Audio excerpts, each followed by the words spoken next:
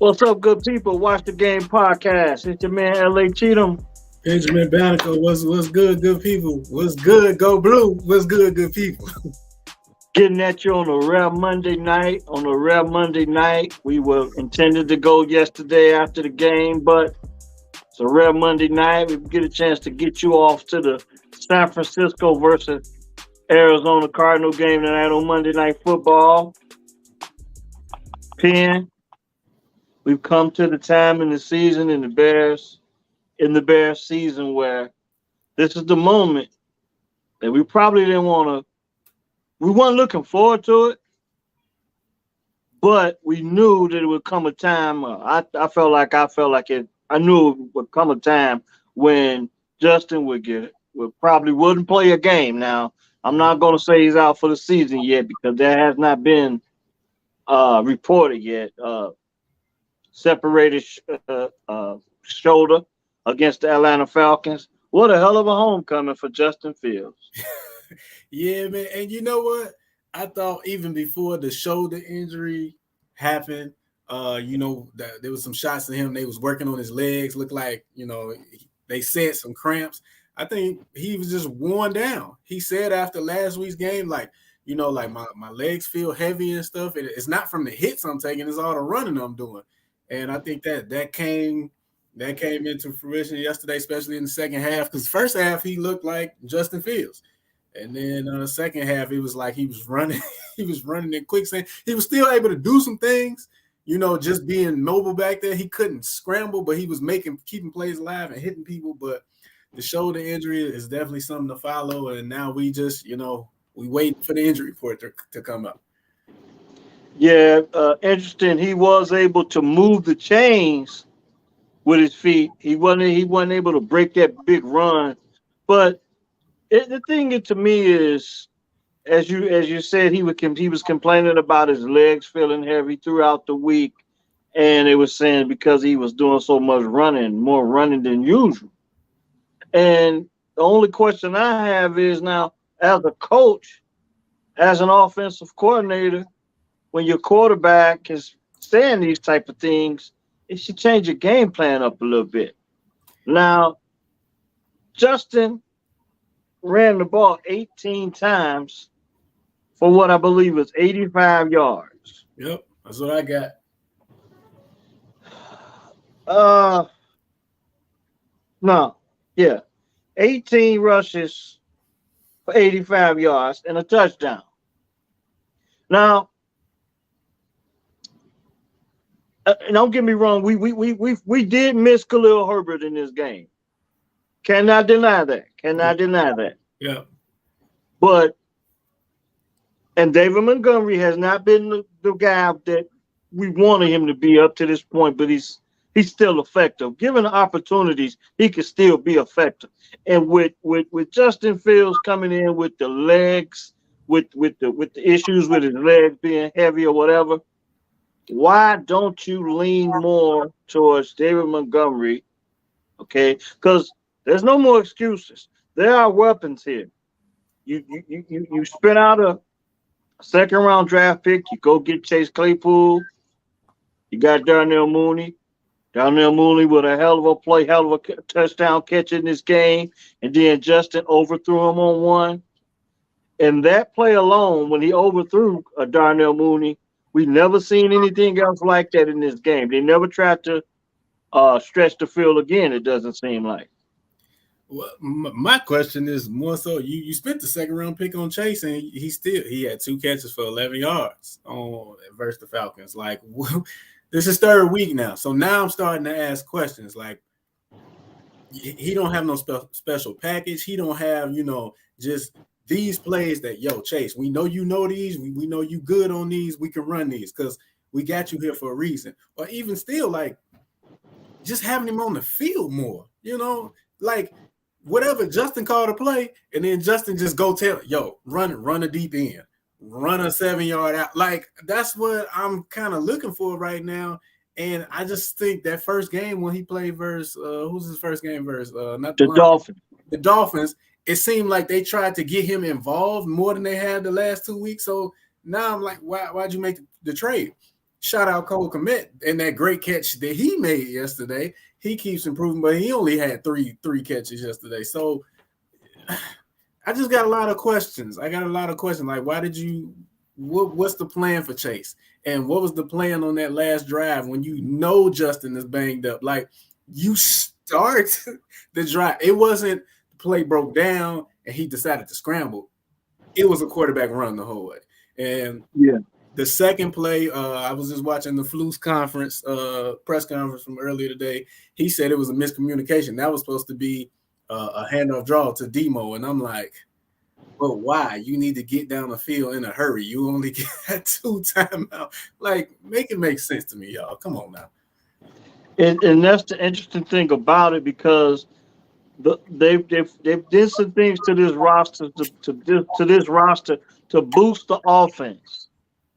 N'Keal Harry, I think it's his second week in a row where he was a healthy scratch. Okay, I know you want to give Byron Pringle an opportunity to earn this money, because I feel like that's what this is all about. We want to get value out of the contract that we've given him, Byron Pringle, 1-year deal. I don't know what the money is, but it seems like they're going out of their way to give him an opportunity to earn this money. And it does not look like he's on the same page with Justin at all. Okay. But this receiving core looks totally different from the first 3-4 weeks of the season. When you say N'Keal Harry comes in, 6th-round picks to the Patriots, you get 6'4", 225 pounds. We was like, okay, a big target. Now, other than the play when he didn't commit and against Dallas, he caught a touchdown pass. He caught a pass against the Patriots. He caught a touchdown pass against Dallas. But the only thing I can see that he did not do well was touch the man down in Dallas along with Justin. He was the next available guy that could have touched the runner down, which was Parsons,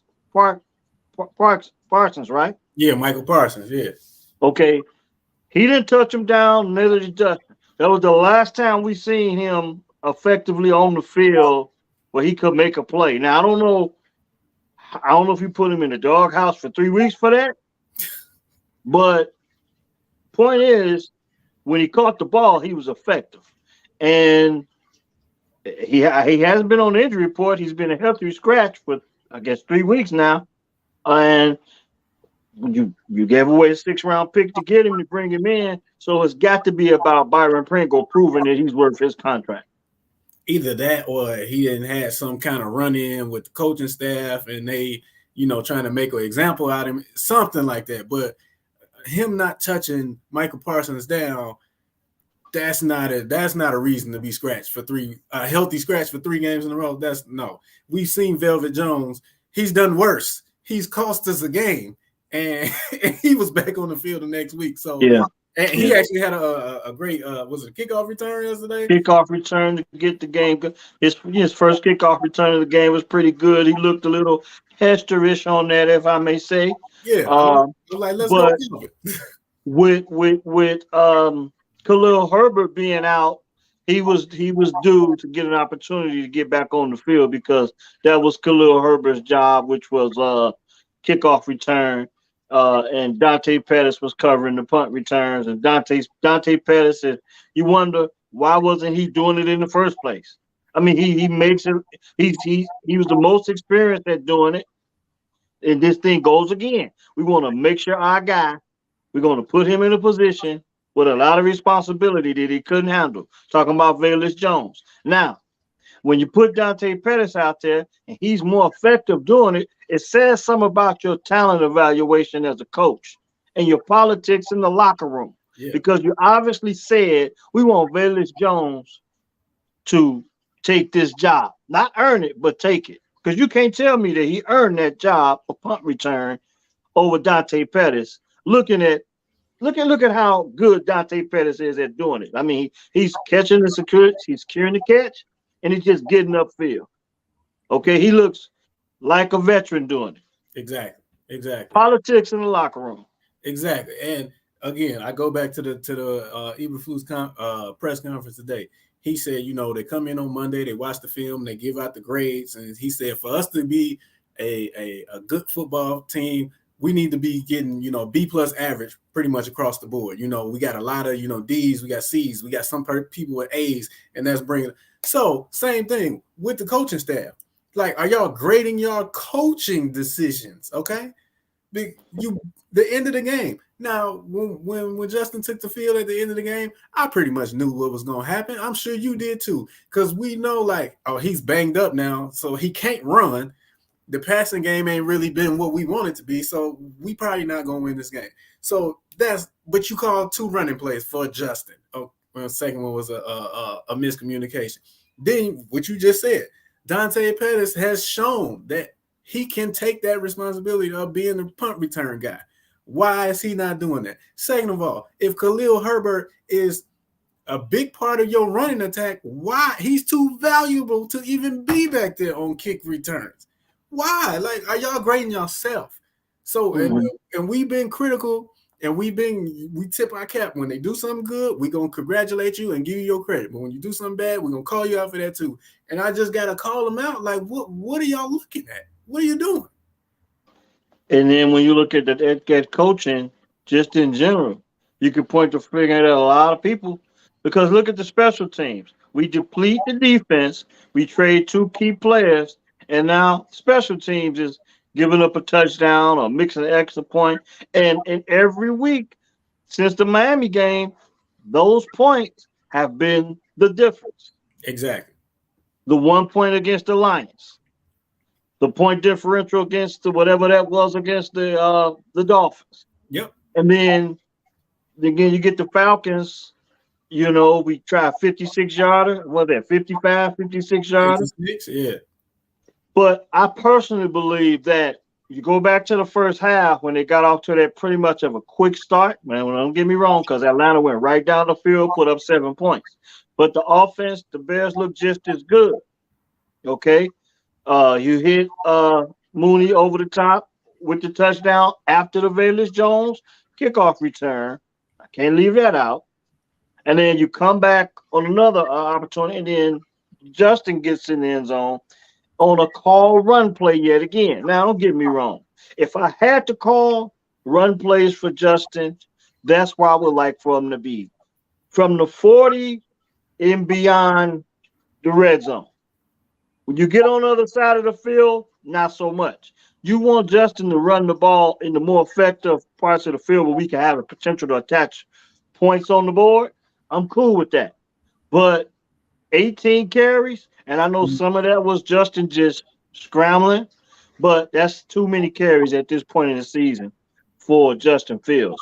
We already know that that's effective, but so does the other team. It's been on tape for 4 weeks now. Exactly. They had to know it was coming. Exactly. So you may have a spy on each side. Who knows how they're going to cover that? But whenever you see a quarterback run, you want to get a chance to get a free shot on them every now and then. If you're a defensive back, it's legal. Keep it clean. But if we can hit him, if he's going to be a running back, we want to hit him. And now that one hit when Justin got hit, he was already compensating for his legs. And it seems like he was kind of tender on the feet, compensating, got hit, couldn't break his fall, bam, on the shoulder. Now, separated shoulder, compound. I mean, that just comes compounded from trying to protect one thing and end up injuring another. Yeah, and we all know that's pretty much how injuries usually happen. You're trying to protect something, and you end up hurting something else. So, I mean, it's just unfortunate. What is he averaging? Maybe like 15, 16 carries a game as a quarterback over the last month? Way too high. Way too high. And it's not just, like you said, it's not just him, scanning the defense, stuff breaking down. He decides to take off. They're calling a lot of these runs. They just, I get it. They may feel like this is the way we need to play right now to be effective and be close in games. Yes, but that's not the recipe for winning football in the National Football League long term. It's just not. And I should have, because I was behind watching the game yesterday when the former Chicago Bear and your favorite running back, Cordell Patterson, ran that kickoff back. I was like, yo, he is running in slow motion. Can't nobody catch this dude. He didn't When you even look at that play, that thing was blocked up really well. He hit the point of attack, and it's like once he got beyond that, he beat Santos, and that was a done deal. I mean, the play was blocked up really well. Once again, pointing out the special teams, giving up big plays, and that was the difference in the score. I mean, pretty much that's the difference in the score. I'm just looking at it. I'm like, he's not even running. I know when he first came in the league, he's probably like a 4.3, 4.4 guy. He looked ahead like 4.6, 4.7. I'm like, ain't nobody can catch him. I felt like I could have got off the couch and ran to Atlanta and got a finger on him before. It was just unbelievable. It's unbelievable. Yeah, it did look a little slow developing, but when you look at certain camera angles, it was just blocked up so well, and it's just like they trust in what he could do. I mean, why wouldn't you? And you know, I heard the stat. I mean, I don't know. I think he's got. I could be wrong. I think he's got nine return kickoffs for touchdowns. Yep. Right? Yep. 3 of them have come against the Bears. Let me guess. 2 with the Vikings and the one he had yesterday. I believe so. So 3 of them have come against the Bears. And I do believe he did return 1 for the Bears when he was here. But I just don't. I mean, I felt good about the Bears' chances of winning this game because when you got Cordell Patterson playing running back, it's proven that's not a winning formula. That's just an option. It's not a winning formula. It's just an option. And they did force him to fumble the football. They did give him to cough it up, but later on he came back and got that big run on that kickoff return. But we know the defense. We knew the defense was going to be bad. I mean, obviously, I think the defense played okay considering how bad they have been. They like this bend but don't break, defense of cover 2, cover 3. I don't think they played horribly bad because I just think the offense in the first half blew some opportunities to extend their lead. And then Atlanta comes back and tie it up before halftime, and it's a brand new game coming out the locker room after halftime. But I believe the Bears blew some opportunities in that first half to take the momentum and keep the momentum going forward. Never really committed to the traditional running game. I mean, when you're talking about David Montgomery, and I know Treston Ebner, this was his first time to really get a shot and getting some carries coming out the backfield, and he didn't do particularly well. But I was not happy with the fact that, Khalil Herbert is down. Obviously, David Montgomery should get more carries, especially when you were up a few touchdowns, once you get up a little bit, if you're going to run the ball, let's see if David can get something going. I mean, yeah, he's shown that the more opportunities he's getting, the better he is. And I think Montgomery yesterday, he had let me put it up, 17 for 67, 3.9. I mean, 4 yards a clip. That's not bad. But you got Justin with 18. You know what I'm saying? Take 8 of them off of Justin for right now, especially when you saw he was gimpy and compromised. Take some of them off. But I get the defense probably a C yesterday, considering what we have seen from them for the last few months. Not few months, but for the last month, we know the offense putting up 30 points a game, you're supposed to win that game. You are. But the defense giving up 49, 31. You know what I mean? They gave up 27. The offense came in a little under their average, what they've been putting up, but subtract 6 from that 27. Because the special teams gave up that touchdown. So they gave up. That might be one of the things that people really don't think about when they point out that point total. Watch the game. Look, the special teams gave up another big touchdown, another big play. So if you subtract that 6 points, that's 21. Yeah. Okay, so since we, counting the points and we tacking them on to the defense, I'm just being fair. 21, and we had 24, and we missed the field goal. So yeah, and we missed. Can't forget about the overthrow to Mooney. That was should have been a clear cut touchdown. But bottom line is, you got Chase Claypool, you got Darnell Mooney, and I believe he was effective. Cole Kmet coming into his own. Of course, we got Justin Fields. But you cannot say that Justin doesn't have any weapons, because I believe the guys are coming into their own, and you're just not pressing the issue when it comes to Chase Claypool. Yeah. And then when you put Byron Pringle out there, I mean, he's not performing at the highest level. Do you think we just like a play away? Because I'm looking at the success that the Philadelphia Eagles are having this year. Was they 9-1? They beat the Colts. Last year they was a playoff team. The year before that. So are we the Eagles from 2 years ago? When Jalen Hurts first got the job? Or are we the Eagles of last? Like, how close are we to turning the corner in your opinion?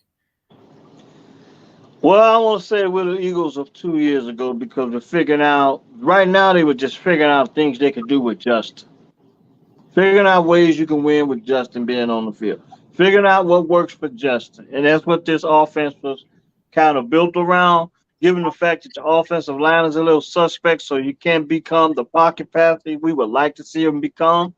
So the offense really being schemed around what Justin has been doing well. But that was before Chase Claypool came to town, okay? And that was after we figured out that N'Keal Harry can catch the ball too in the end zone, okay? So we already knew Darnell Mooney was a G. We already knew he was good, okay? But we figured out a few other things. We got Chase Claypool. We got N'Keal Harry, okay? Put him in the game plan. Big receivers. You look at all these games that the Bears have lost, the Giants games stands out more. All those big tight ends, all those big receivers that they were hitting them over the head with, and then the quarterback run plays, okay, I get it. But now we have a couple big targets of our own. This is not the roster that they opened up the season with. They do have weapons.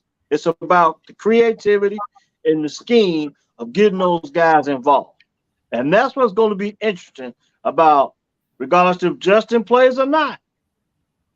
What's going to be interesting is now, even if Justin plays, you cannot call as many run plays for Justin simply because he is tender. We have not had a bye week. So I don't believe that Justin is going to play, but let's just say we don't know. Let's just say he toughs it out.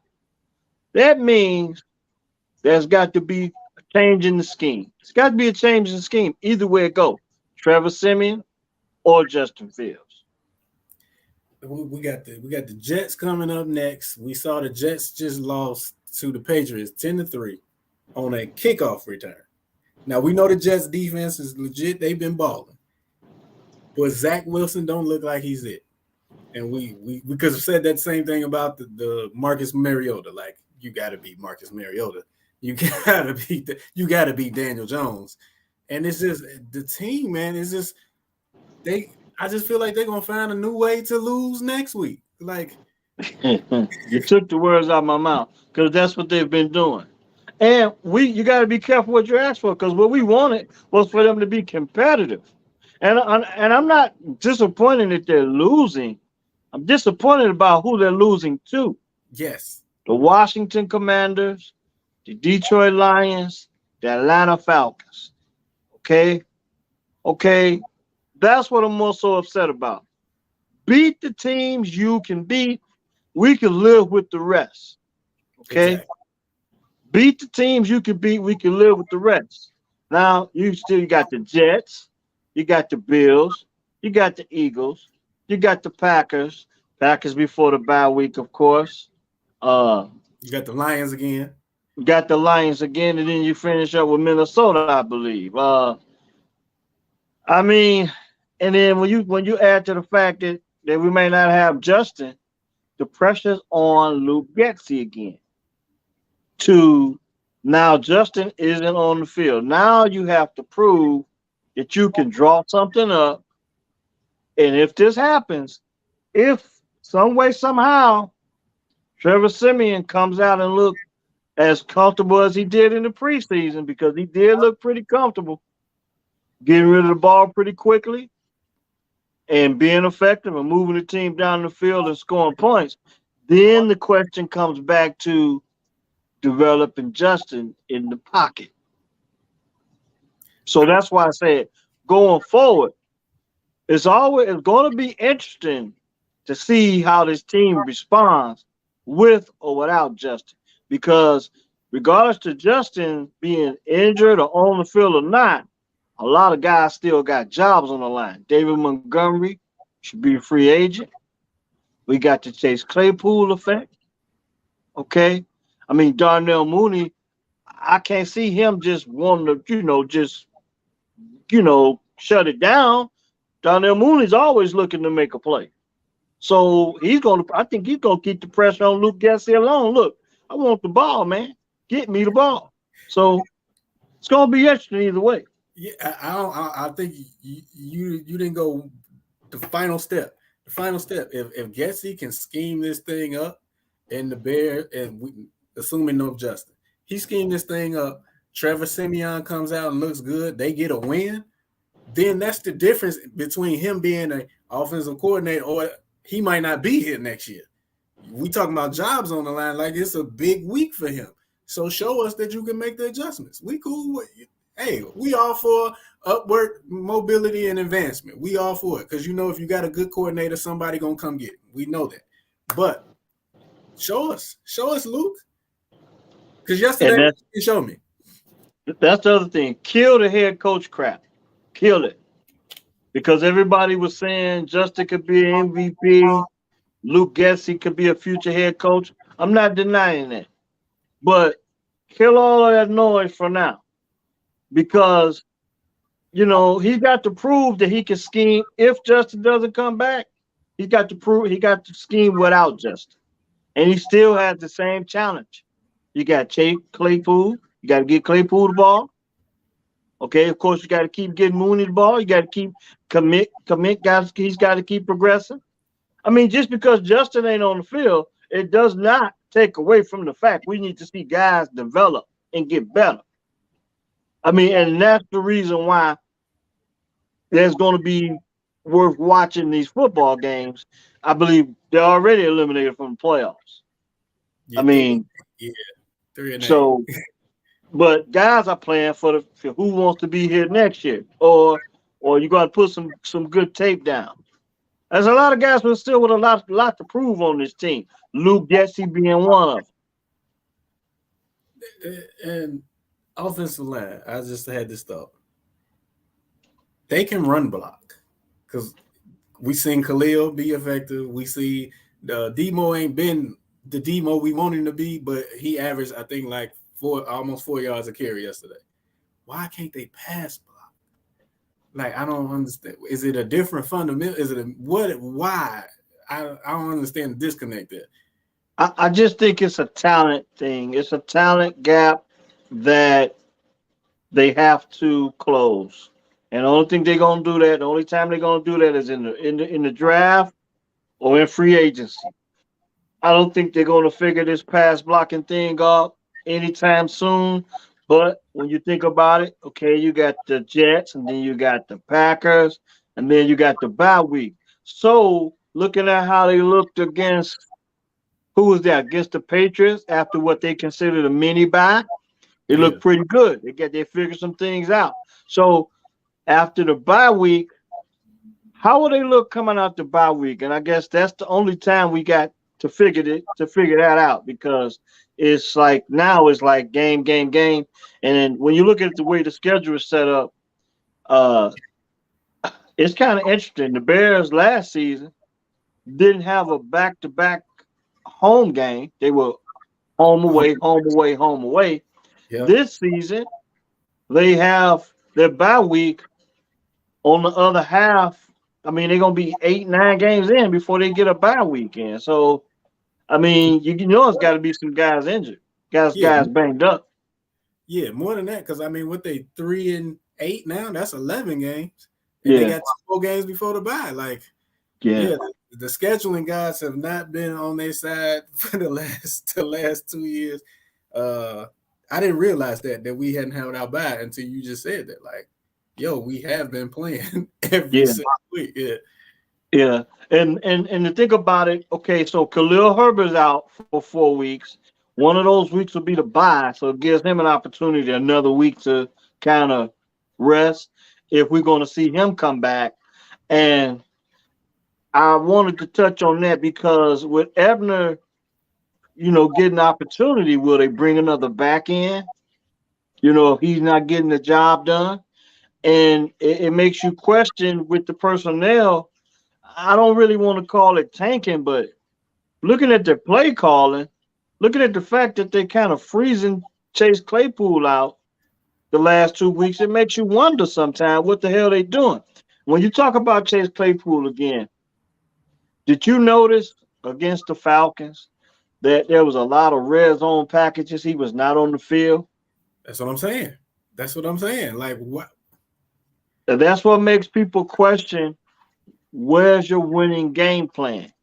And then when you talk about the amount of carries that David Montgomery ended up getting, were they because Justin's hurting? So now we got to give you the carries again.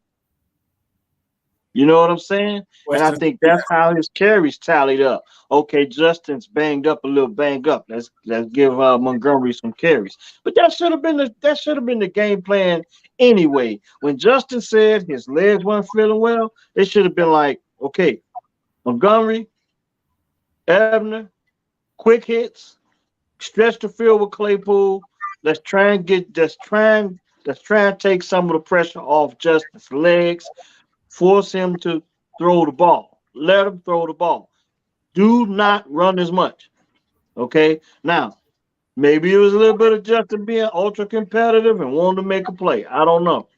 But the game plan's got to be better. I just think playing against the Atlanta Falcons, one of the worst defenses in the league, the game plan was horrible. Yeah, and that's unforgivable. Like, that's what that goes back to me.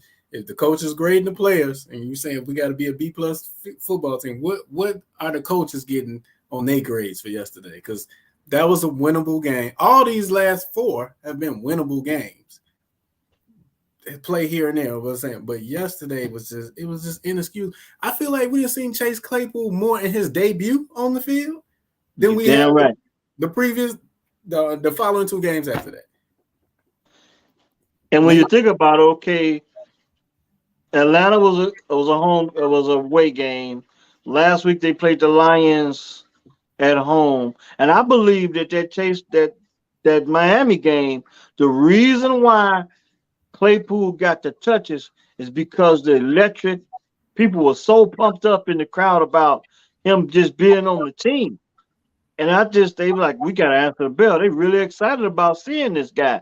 And I think they kind of got away from it against Detroit and continued to get away from it with Atlanta. I mean, it makes you wonder. That the thing is, can you keep this locker room together without Justin?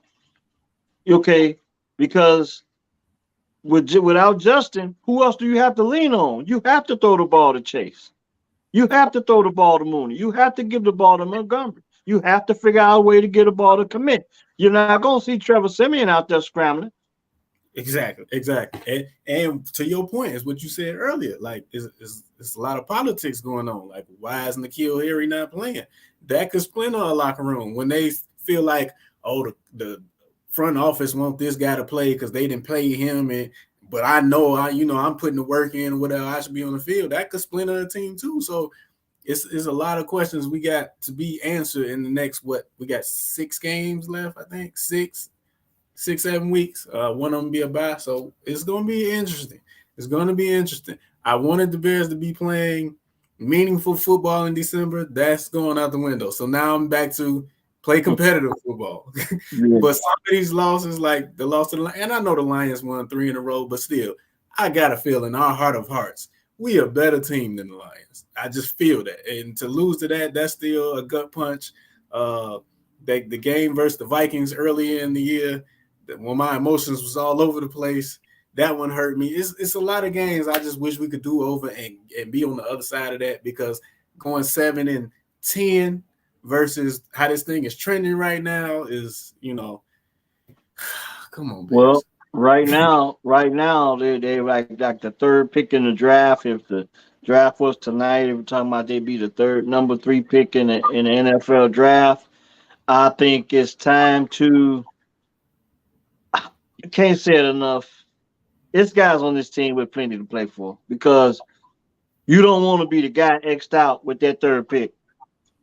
So, I mean, with so many holes on this roster, I mean, you want to get a wide receiver. You want to get a pass, somebody that's going to get to the quarterback. I mean, you name it. They can use it. An offensive tackle. Okay? So that third pick, if it's a third pick, let it not be my job. So let's compete. Claypool, commit, Montgomery, Mooney. Those are enough weapons to win, man. I don't care what you say. Now, the question is, can Trevor Siemian deliver the ball if it comes down to Trevor Siemian? Because now the offensive line is on blast, because Justin kind of saved them with his ability to escape the pocket and make things happen. You're not going to get that with Trevor Siemian. A lot of guys with a lot to prove on this team.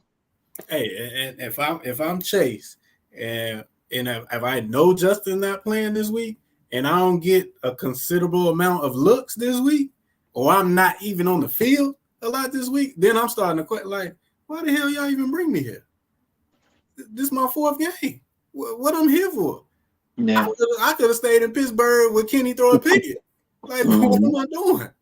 So, well, I just think, and when you look at Claypool on the sideline, he's been kind of stand up beat. You seeing him keep the smile on his face. Seem like he's upbeat with his teammates, whatever. Kind of happy to be reunited with his boy Cole Kmet and St. Brown, the Notre Dame guys. But like I say again, these guys got to start looking around like, where are my touches? Because those wide receivers are supposed to be, they are the divas. Where are my touches? And where am I going to get the ball? I'm sure he came into the organization like, oh, I know I'm better than him. Because they all do it. I'm better than him. I'm better than him. Yeah. But why is that coming my way? Bringing that up. Watch the after game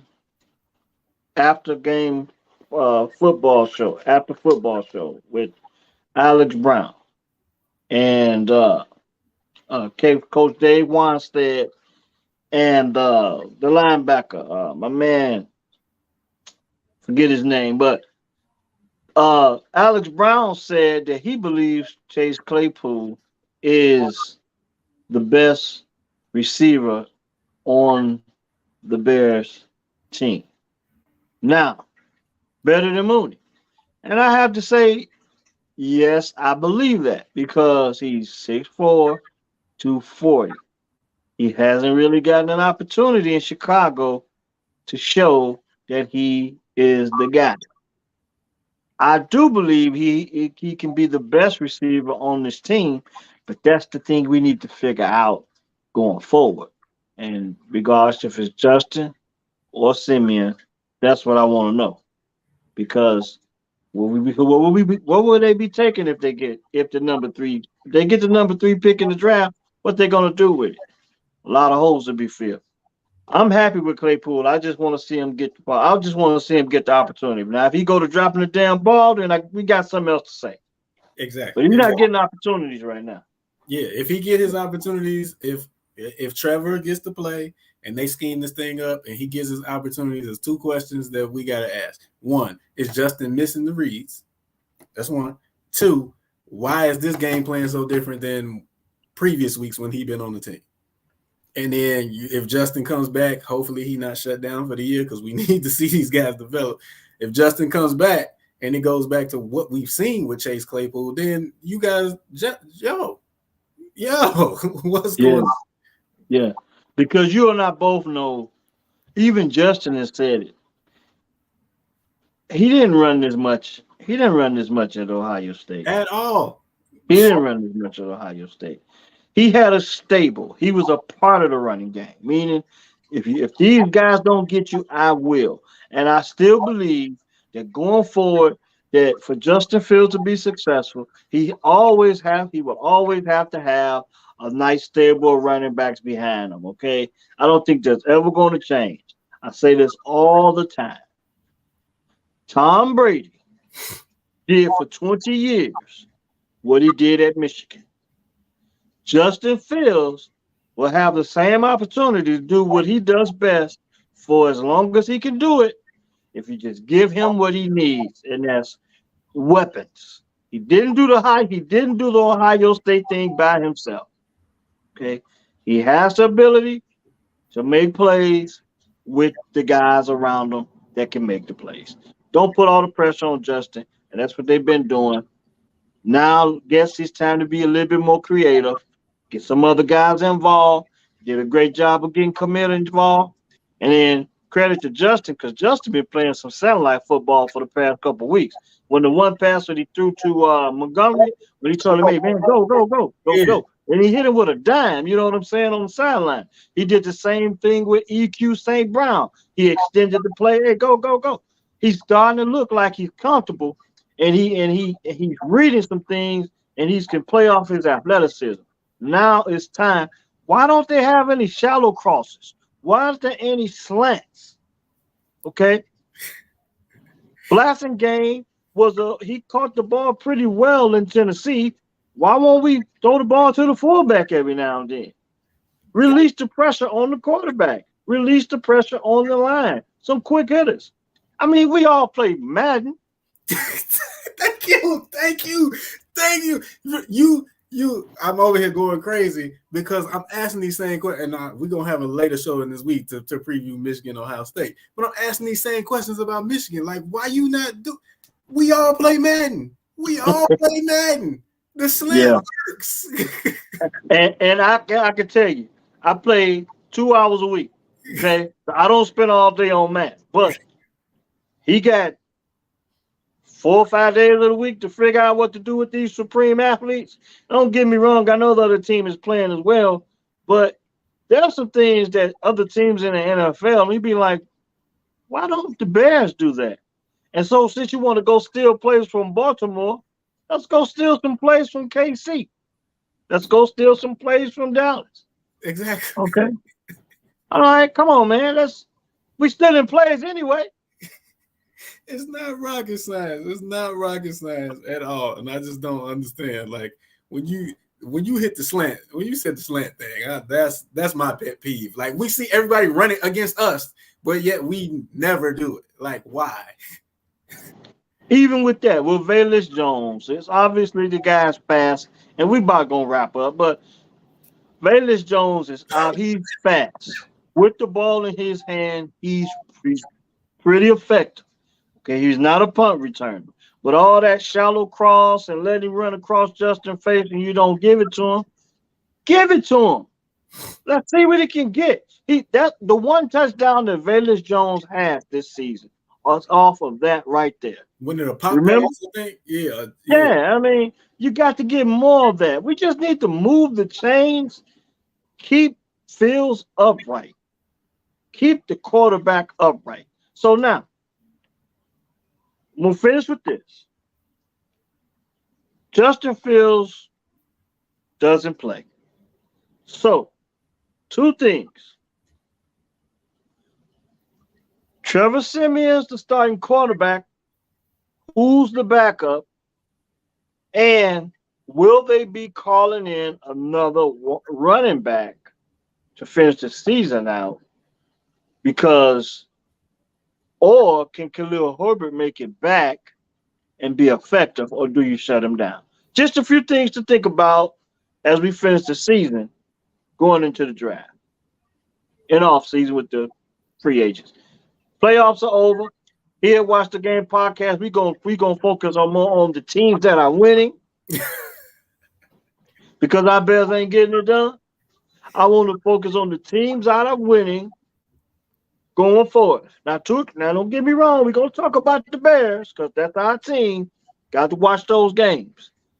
But there's some winning teams. There's some things going on in the NFL, some interesting things. Minnesota at the top of the Green Bay North. Okay. The NFC East is really interesting. Hell, Washington playing better. The Eagles. Best team. The Cowboys. Yeah, exactly. Yep. I mean, the Giants. I mean, it's just a totally different in the NFC East. It's like everybody's playing particularly well. Taylor Heineke came and Ron Rivera just named him the starter. I don't know if you know that, but Taylor Heineke is the starter in Washington now.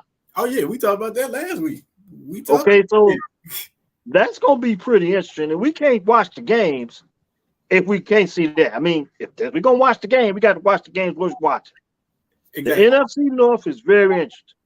Okay, that's all I'm gonna say. I mean, Minnesota, they're taking over the Green Bay North. They got their ass whooped by Dallas, of course, the other day. But I mean, how they gonna bounce back from that? So as we pivot to what's going on around the league, because that's what I kind of want to do here, watch the game, because I'm not gonna let the Bears bring me down. Okay. That's not gonna happen. We're gonna watch the game, damn it. And we're gonna watch the ones that matter. Yeah, and just to expand on that, you know, we gonna get into college basketball. We gonna get into our NBA. Like, we gonna get into these things. We've been highly Bears centric to start the season, but trust me, we watched a lot of sports. We watch a lot of games here, so you'll see that content start rolling out. With that said, we need y'all to like and subscribe to the channel, though, so we can grow this thing, because we got a lot of things that we got planned to do, and we want to get y'all involved. We want to do some giveaways. We want to have people come on. We want to have people that we know, like what's our man that went to Dallas, Will Bates, our boy Rob Sims that used to play for the Detroit Lions. We got a lot of people that we want to bring on this thing, and we're trying to grow it. So please like, comment, subscribe, wrap it up. You know, Bears 3-8. You know, I'll probably go drink some Gentleman Jack again tonight. I don't know. I don't know. This is going to be something brown, you know what I'm saying? But it's going to be something. We're moments away from the kickoff of the San Francisco 49ers and Arizona Cardinals. In Mexico. Chicago Bulls playing Boston tonight. Also, your Miami Heat, I believe. I don't know who they got tonight. I had to look that up because the big news was Kyrie played last night. Hell, how do we miss that? I'll be honest with you, man. I kind of tuned out the NBA, but with all this Kyrie talk, I kind of tuned it out. And then just lately, Jaylen Brown from the Celtics, he done stirred up the pot again. I mean, he had some interesting things to say. It's like, we can't win with the NBA, but your Miami, they're playing Minnesota tonight. Okay? Only 2 games going on tonight, I believe, in the NBA. Let me see. Yeah, Miami playing Minnesota tonight. Okay, it's more than it's about a handful of games. Quite a few games going on tonight. But see, that's the type of stuff we're going to touch on. Have you noticed the Lakers are playing better without LeBron? Dude, I mean, they need to just blow that thing up. They need to blow that thing up. Get rid of LeBron, because LeBron, he not gonna bring you no championship no more at this age and stage. He just not. So trade him back to Miami. I'll take him. Okay, I feel you on that one. Last but not least, I had a chance to see Philly play against Milwaukee. Sixers in the Bucks. And I'm really hard on the way Joel Embiid plays the game. So I have to give him credit. The night he played against the Bucks, he played that game from a position of strength. From the free throw line in. Really well. I like to see him play that way. So he'll do that. He'll do that from time to time, and then the next 2 or 3 games he'll be shooting threes. He'll be like, "Dude, you the what?" Yeah, like, it shouldn't even be no question who the best big man in the league. Jokic shouldn't even be in a conversation with him. Nah, and then only that is like he got the best footwork in the league, I believe, for a post player. Yep. And he kind of looked like the other night against Milwaukee. He looked like old school Patrick Ewing. You know how Pat used to hit that elbow jump shot and that short corner jump shot. Yeah. He's not as good from the short corner, but from the front of the rim, he's really effective. And I really like to see him play a little bit more like that. And then he's in position to make plays from there. He just looked really good against Milwaukee. And if he's going to play like that for the rest of the season, I want to give Philly an opportunity to be a contender in the East. But watch They the eight game and eight. podcast, man. Yeah, they Hey, 8-8 right now. Philly is the yeah, 8th seed, and the yeah, Heat are 7-10. yeah. So as you can see, watch the game podcast. We're gonna roll out with him, with or without the Bears going to the Super Bowl. But a lot of interesting things going on. We're gonna keep them addressed on it. Watch the game podcast, man. We'll see you guys. We're gonna preview the Big Ten championship. I mean, not the Big Ten. Well, I guess you It is. call It is. You called it it right. It's the Big Ten the big championship. game. The big game down in Columbus, Ohio, the Michigan Wolverines and the Ohio State Buckeyes. We're going to cover that. I guess we're going to talk about that on Wednesday night. Get our wits ready for that. Yeah. You know, I'm a little nervous. Not the same energy I had earlier. You know, I was walking around here with my chest real poked out after we had beat Penn State. But yeah, I'm a little nervous. Yeah, my man Blake Corum a little banged up. And the other tailback they got Donovan Edwards. Donovan Edwards. Did he play against Illinois?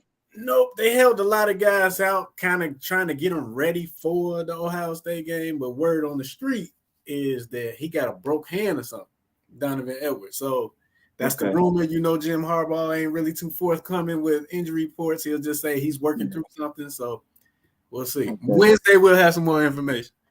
All right. Looking to chat up with you on Wednesday night. We can talk about that matchup with the big game, Ohio State and Michigan. Watch the game podcast, people. Thanks for joining. Peace out. We out.